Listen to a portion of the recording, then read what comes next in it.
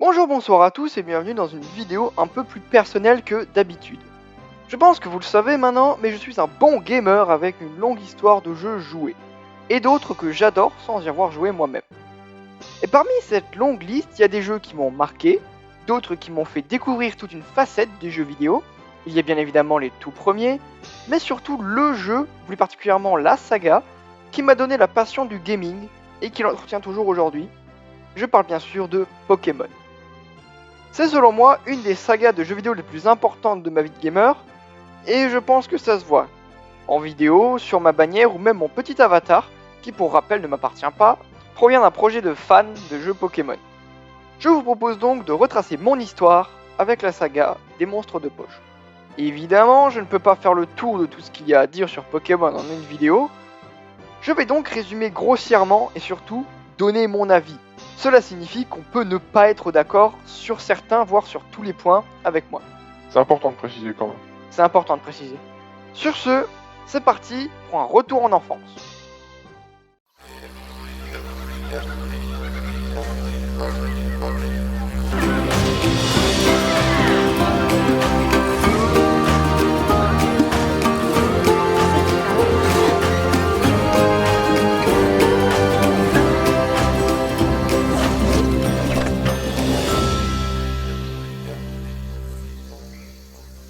Tout commence en l'an de grâce 2007. Une année avec pas mal de bons événements. La naissance de ma sœur, la sortie d'Endless Ocean sur Wii, celle de Team Fortress 2 sur PC, et celle de Pokémon Diamant et Perle sur DS. Mes premiers jeux Pokémon. Il faudra attendre un an ou deux pour que je mette les mains dessus via la DS de ma mère et la Sainte R4. Partage la vidéo si toi aussi t'avais une R4. Ce sont des jeux très appréciés des autres Pokéfans, mais pas moi. Alors pourquoi ça ? Eh ben, là où les gens étaient déjà d'un certain âge quand ils y ont joué, moi j'étais assez jeune, donc pas en âge de comprendre toutes les mécaniques. De plus, c'est surtout ma mère qui y jouait, tandis que je me contentais de la nouvelle partie, celle dans laquelle on ne pouvait pas sauvegarder. J'étais donc contraint de refaire le début en boucle, moi et mon tout premier Pokémon, Tortipousse.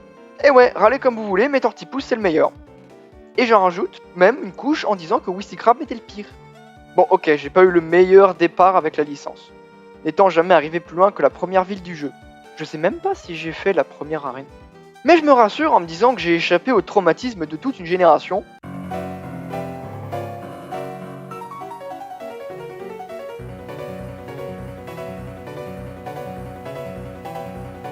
Au fil des années, j'ai appris que la 4ème génération était, selon une bonne partie des joueurs, la meilleure génération de toute l'histoire de Pokémon. Ce avec quoi je ne suis pas forcément en accord. Je trouve que le Pokédex est décevant, la plupart des nouveaux Pokémon étant soit des évolutions d'anciens, soit des légendaires. Super. Le scénario a l'air intéressant, surtout dans Platine en fait. Les persos secondaires ne me parlent absolument pas. Bref, c'est pas ma guerre. Quelques temps plus tard, j'ai découvert Pokémon Noir et Blanc, toujours sur DS, et le schéma se répète, mais il évolue, puisque j'ai pu jouer à ma propre partie, et donc aller plus loin que la 2ème arène.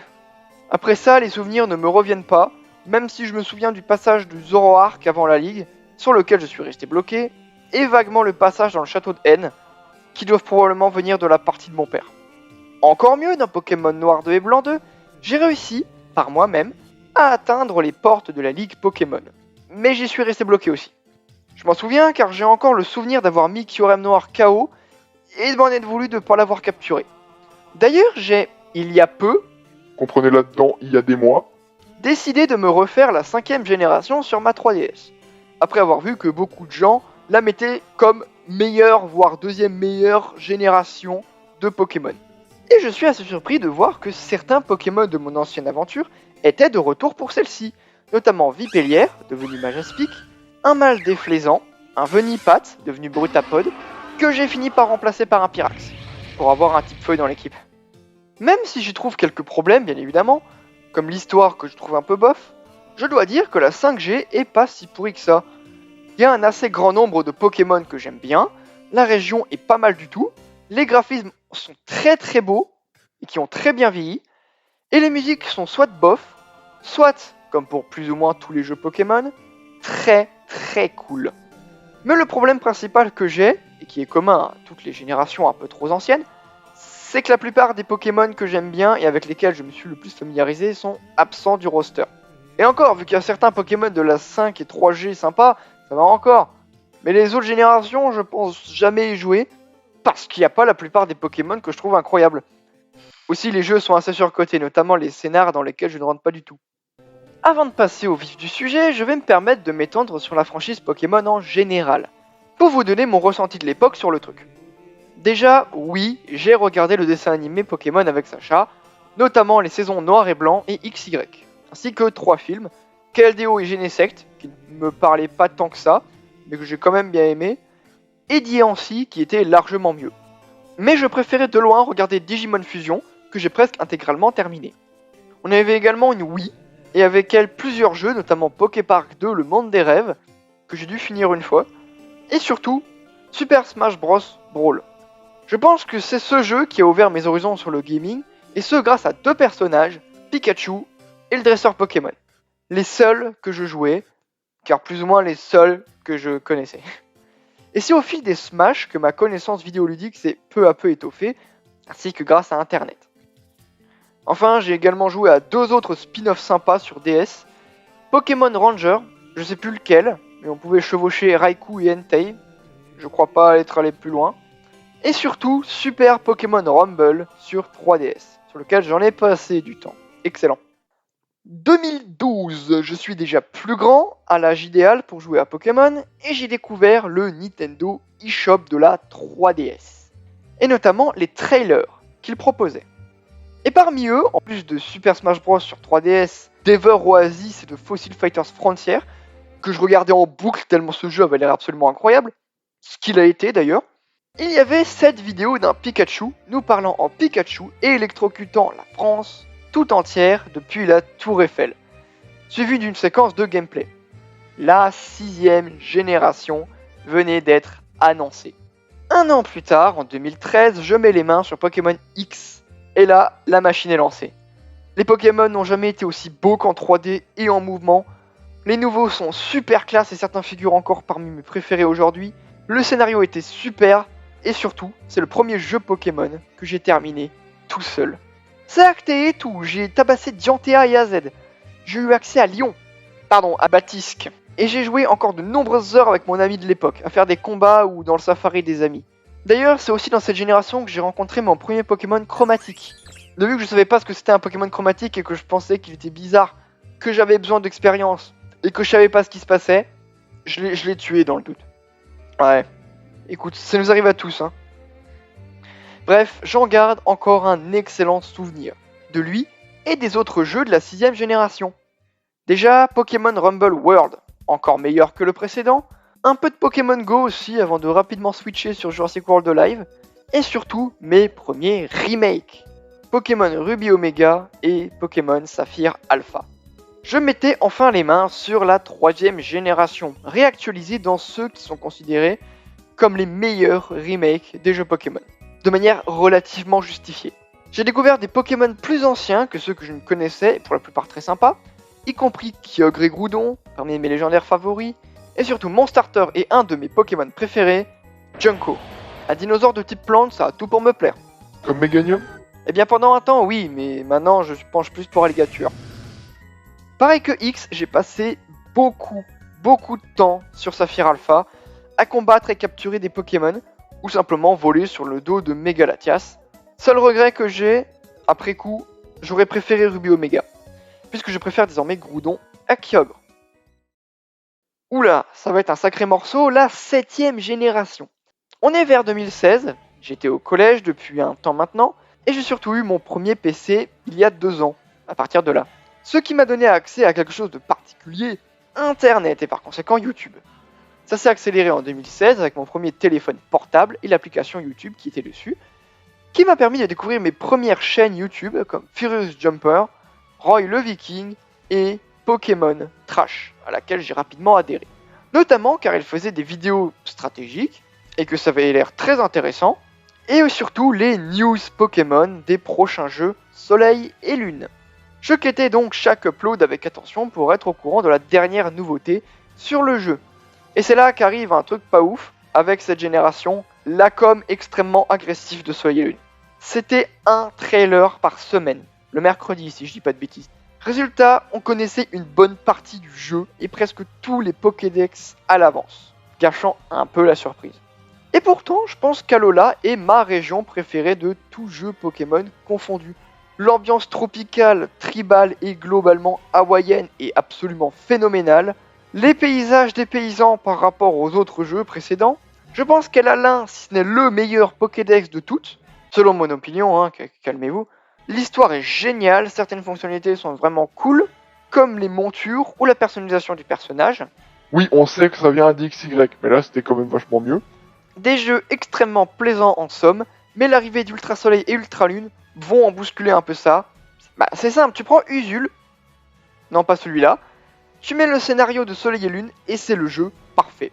Parce qu'il y a de bonnes idées, hein, comme les Ultra Brèches avec les légendaires ou le Surf des Mantas que je défendrai jusqu'à ma mort tellement c'était trop bien. Mais toute la partie avec Necrozma, c'est vraiment pas pour moi. Limite un post-game, si vous voulez vraiment l'inclure. Pour moi, c'est limite une arnaque. En bref, je pense pouvoir dire que la 7ème génération est ma préférée. Pas la meilleure, et de loin, mais celle sur laquelle j'ai passé les meilleurs moments aux côtés de la 6ème. Et surtout, Bazookan. A noter que c'est dans cette génération qu'il avait découvert Fildong un peu plus en profondeur, et qu'il a donc essayé de jouer à Pokémon de manière un peu plus fine que juste balancer des lance-flammes à la tronche. C'est en 2019 que Pokémon s'annonce sur l'excessivement incroyable console qu'est la Switch. Mais contrairement à la console, les premiers jeux Pokémon de la Switch, épée et bouclier, ne l'ont pas été. Non, je ne compte pas Let's Go Pikachu et Evoli, j'y ai pas joué, ça m'intéresse absolument pas. La com a été meilleure, certes, mais les jeux en eux-mêmes n'ont pas réellement été à la hauteur de mes attentes. La promesse d'un Royaume-Uni Pokémon m'attirait beaucoup au début, mais de 1 on n'avait pas l'Écosse, qui excusez-moi est la meilleure partie du Royaume-Uni, donc légèrement déçu. D'autant plus qu'on aime bien les mêmes avec la dresseuse écossaise. Le Pokédex contient certes quelques bons Pokémon et de bonnes idées, mais la plupart, bien que très bien pensés, ne sont pas réellement à mon goût. Le Dynamax était Osef, et j'avais pas accès au Gigamax, qui était plus ou moins le seul truc bien de la mécanique. Le scénario était soporifique, au point où j'ai même pas fini le post-game. Même la musique est pas terrible, mis à part les arènes, et bien sûr...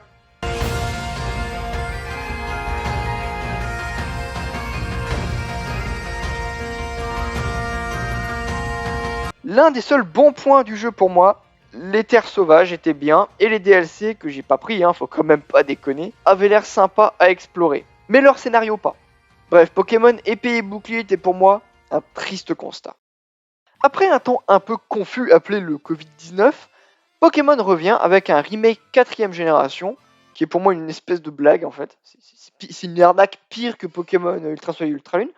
Et un Legend Arceus très intrigant et particulièrement sympa. Tu y as joué? No. Mais surtout le top du top, la 9ème génération. Déjà, Viva España et Portugal, et le côté méditerranéen est présent sans être envahissant à Paldea. Ensuite, c'est le début réel des open world dans Pokémon, et je dois dire que pour un premier essai concret, ça fonctionne vachement bien. Ensuite, on a le Pokédex qui est de nouveau ma foi de très bonne qualité, mais avec quand même quelques défauts, les musiques qui ont rarement été aussi qualitatives, les graphismes que je qualifierais d'assez inégaux. Parce que d'un côté, on a bien évidemment ce que tout le monde critique, oh les arbres ils sont moches, oh l'herbe elle est moche, oh les textures elles sont moches. Mais de l'autre, si on regarde les Pokémon ou les protagonistes, là il y a un travail absolument phénoménal qui a été fait. Pareil, les protagonistes n'ont jamais été aussi expressifs dans un jeu Pokémon. Au point où ça en devient perturbant pour moi. Sérieusement, regardez-moi ces yeux. Moi, ça me dérange pas les mauvais graphismes généraux parce que j'y fais pas vraiment attention. Et puis bon, j'achète pas un jeu Pokémon pour les graphismes. Mais quand on met à la gueule des animations qui laguent dans une salle, même l'indulgent Nico Wild se permet de râler. Les scénarios sont mitigés. Celui de Menzi est ultra classique et plat. Celui de Pagna m'a fait rouler des yeux toutes les 20 secondes tellement j'en avais rien à foutre et qu'ils essayaient de forcer le message. Et celui de Pepper est sans discussion le meilleur des trois. Non vraiment, on peut dire ce qu'on veut, mais Écarlate et Violet sont vraiment des bons jeux. Et je devrais juste dire Écarlate car il éclate Violet sur de nombreux points, notamment le Pokédex. Concernant les DLC, Septentria ne me fait pas rêver, même si certains Pokémon sont pas mal du tout et que le scénar est très intéressant. Par contre, est-ce qu'on peut parler du disque indigo? Avec sa zone ouverte représentant des biomes très marqués et exotiques comme la savane, les tropiques ou la banquise. Les nouveaux Pokémon très sympas, dont les nouveaux paradoxes du passé qui font vibrer mon âme de paléophane. Le scénario qui promet du lourd en ce qui concerne l'un des plus gros mystères du jeu. Et surtout, Bazookan. Donc bon, je sais pas encore si je vais les prendre, je ne pense pas. Mais personnellement, je pense que la saga va du bon côté. Je l'espère en tout cas. Et voilà, j'ai terminé avec mon historique de Pokémon. Mais je n'ai clairement pas fini avec la saga. Mais comme j'ai pas envie que la vidéo dure 3 heures, je vais la séparer en 2 parties. La seconde traitera donc de pourquoi j'aime Pokémon, de ce que je recherche dans la saga, de ce que j'attends dans le futur, et surtout de mes Pokémon préférés et pourquoi. Si ça c'est pas du teasing, je sais pas ce que c'est, hein. Donc si vous voulez voir ça, abonnez-vous à la chaîne et mettez la cloche pour pas la rater. Mettez aussi le pouce bleu et laissez-moi un commentaire parce que j'ai mal parlé de la KT 5G. Et on se retrouve la prochaine fois pour parler PAL et encore un peu après pour retourner chez Pokémon. Par contre, je vous préviens, je vais faire une petite pause dans les vidéos puisque je vais me concentrer sur mes examens pendant ces quelques mois. On se retrouve donc en 2024 et d'ici là, portez-vous bien et surtout, restez sauvages.